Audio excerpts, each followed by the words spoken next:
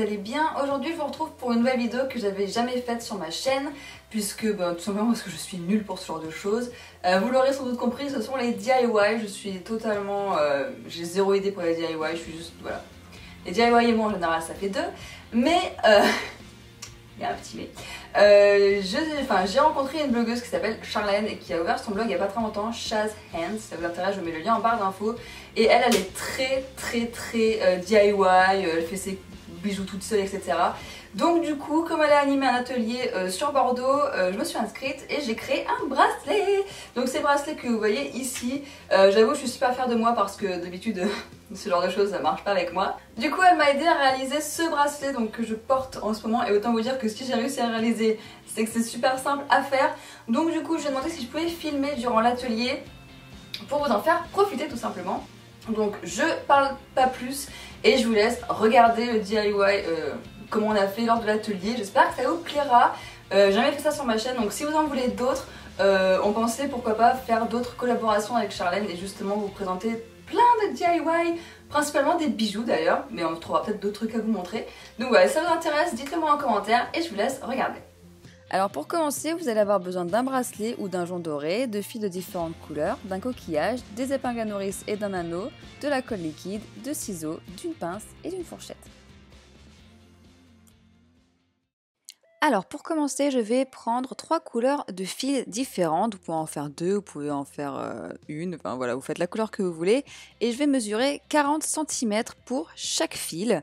Donc là j'ai mes 3 couleurs, j'ai choisi corail, vert ou un peu turquoise et blanc. Donc c'est ce que j'ai fait, j'ai mesuré mes 40 cm et ensuite je vais venir plier mes fils en deux. Donc chaque fil, je vais le plier en deux et je vais les rassembler par la suite.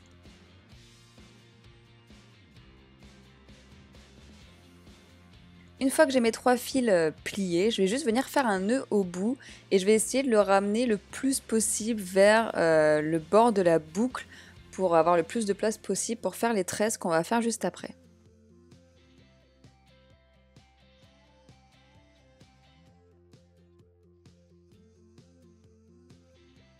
Afin de ne pas trop galérer pour faire ma tresse, je viens juste passer une épingle à nourrice dans la boucle et je vais venir l'accrocher à une nappe ou à un apron ou à n'importe quoi qui sera assez solide et costaud lorsque vous allez tresser en fait. Donc vous prenez tous les brins de la même couleur ensemble et vous allez juste commencer à tresser tout simplement, une tresse toute simple.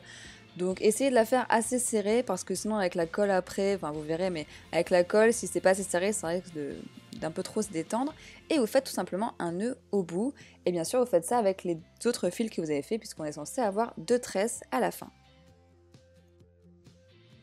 Une fois que j'ai mes 2 tresses, je vais venir mettre un peu de colle le long de mon jonc, donc qui est doré ici, mais vous pouvez prendre un jonc de n'importe quelle couleur, argenté par exemple, ou rose doré. Donc je fais un trait assez fin pour éviter que ça déborde partout quand je vais coller les tresses, et je viens coller les tresses. Donc là j'ai eu l'aide de Charlène pour le faire parce que je vous avoue que j'ai un peu galéré. Donc elle m'a aidé à bien placer mes tresses sur le jonc métallique, et ensuite vous maintenez un petit peu pour que ça sèche et que bien sûr la colle prenne. Donc là je vérifie, je replace bien. Une fois que c'est fait, je viens juste couper les bouts et les nœuds en fait. Et donc le reste de la tresse sera totalement collé techniquement sur votre jonc.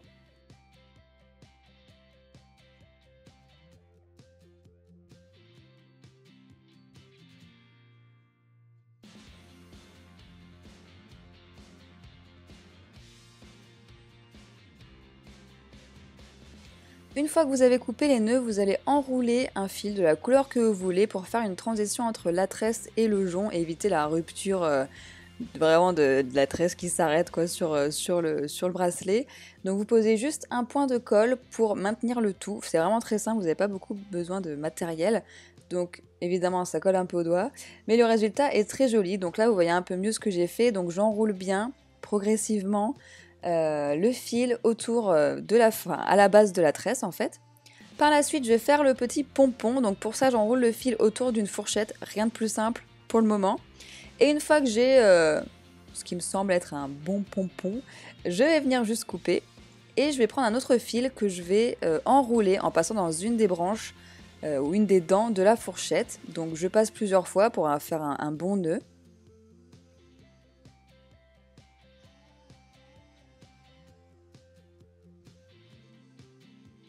Et une fois que le nœud est satisfaisant, je viens juste faire un double nœud. Enfin moi j'ai fait un double nœud, je pense que c'est ce qui est le plus solide. Vous pouvez faire un triple ou un quadruple nœud, peu importe que vous voulez tant que ça tient.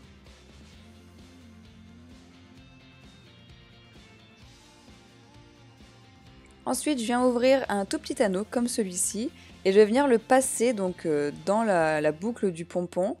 Et je vais également rajouter le coquillage, donc pareil, dans le petit joint. Donc je me sers d'une pince pour ouvrir et fermer. Donc c'est plus simple que ça en a l'air. J'avais un peu peur au début, mais en fait non, ça va. Et je viens couper du coup la base du pompon pour avoir un pompon. Je pense que vous savez tous faire un pompon. Enfin, moi perso je ne savais pas, mais maintenant je le sais. Ensuite, je viens poser un point de colle sur les tresses, bien au milieu si vous pouvez, et je viens poser le coquillage dessus. Alors j'appuie bien fort pour que la colle prenne sur le coquillage et être sûr qu'il colle bien. Et voilà!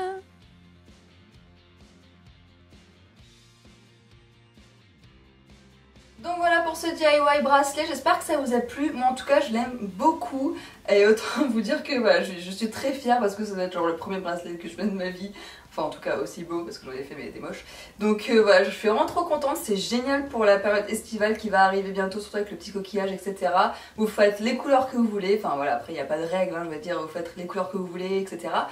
Mais voilà, bref, j'espère que ça vous a plu et surtout que vous avez réussi à suivre la vidéo. Si jamais vous voulez des explications beaucoup plus claires, je vous invite à vous rendre sur le blog de Charlène que je vais mettre en barre d'infos. Je sais pas si son article DIY il sera déjà sorti ou pas, mais dans tous les cas, je vous invite à aller voir son blog quand même parce qu'il est très bien et très intéressant, surtout si vous êtes bordelaise. Bref.